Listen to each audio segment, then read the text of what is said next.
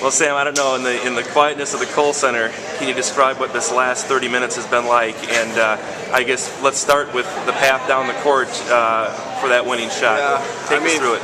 I was in a rhythm. I have ultimate confidence in my shots, and especially in the game. I know I'm going to hit them. My team knows I'm going to hit them.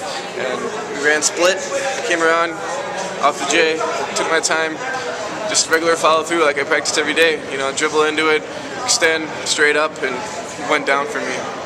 It was an off-balance looking shot from a tough angle. Yeah. Is it that tough for you? Have you hit shots from that right corner like that before? Yeah, I practice those shots daily.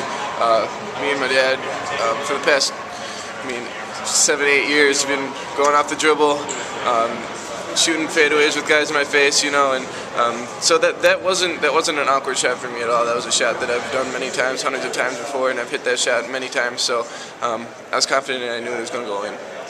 12 points in the last 58 seconds. Can you fathom that?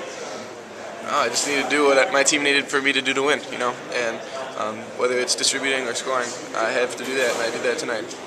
Like we talked in the media room, you know, the so-called competition externally with Zach over, you know, best showmanship, best of show here at the state tournament, and then especially, you know, a lot of talk about the Mr. Basketball Award and what motivation that might have been for him. Does that factor into performance? I mean, not really. Me and Zach love each other. We know we're both good players, and you watched Zach last night. That guy, he can do anything on the court, and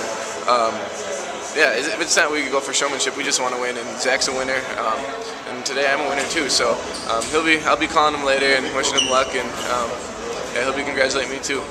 Can you imagine a better way to, you know, take that leap from high school basketball to college on this floor than making a shot on this floor? Not at all. Hopefully that's a sign of many things to come. You've seen him now twice this year. Have you ever seen him have a minute like that where it just seemed like he popped himself into a zone? Well, the first time we played him, I think he took about 5 or 6 threes. He didn't make any of them, so I was kind of, at times I was playing off of him a little bit because I knew he couldn't make threes, but then, you know, just our luck, he makes 2 of them within a minute, and, you know, they ended up being crucial threes and gave him the victory. So. And the other thing, I was talking to your coach, I don't know if you appreciate what a great job he did on him for all but 1 minute of that second half. He had a huge first half and then has like 9 points through the first, 13 or 14 minutes of that, second half, and then all of a sudden, kaboom, and it just seemed like it was a different player. Yeah, he, like I said before, you get in front of him and he just shoots it over you, and a lot of the times he has a lot of spin moves. He's a great ball handler, so he can get around just about anybody. He has such a long stride. It's hard to stay in front of him, and I just tried watching his waist, staying in front of him, having my help side defense come in, try stealing the ball or just double teaming him, making him kick out to one of the other players. But, he just made tough shots throughout the whole game, and we held him.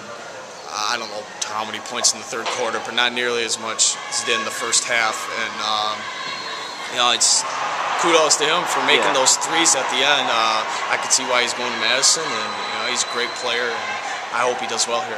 Can you take us through what you saw? I don't know how much time was left on the clock when he got the inbounds pass, but it seemed like forever, and it seemed like you guys had good double team coverage on him coming across half court. Yeah, I think there was 13 seconds left. I missed the first free throw, and then I made the second one. And then I think it was out of a timeout or something.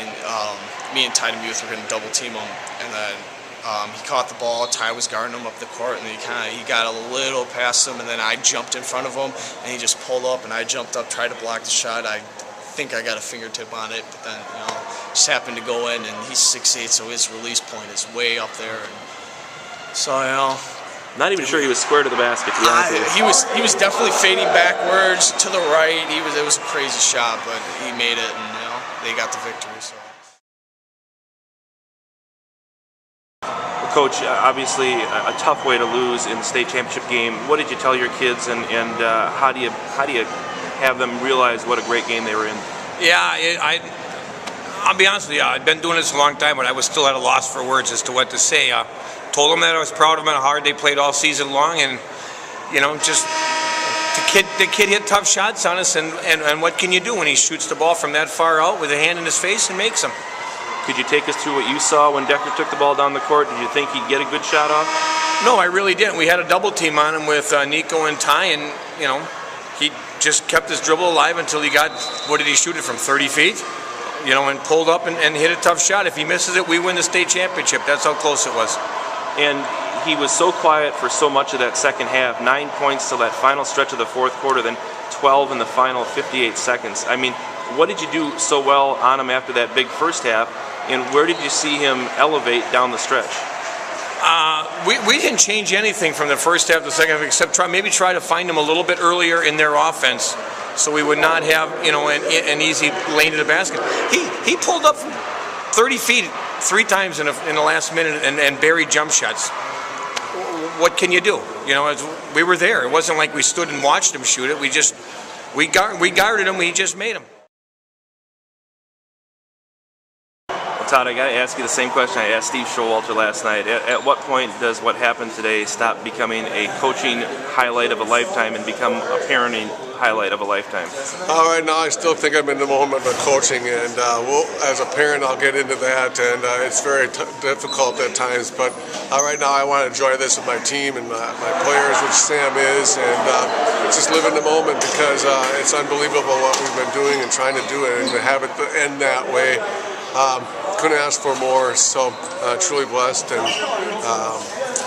I'm speechless. I'm thinking I'm going to wake up from a dream and say, hey, this is a good dream, but we stuck in there, and I was so proud of how we just battled a very good Racine Lutheran team.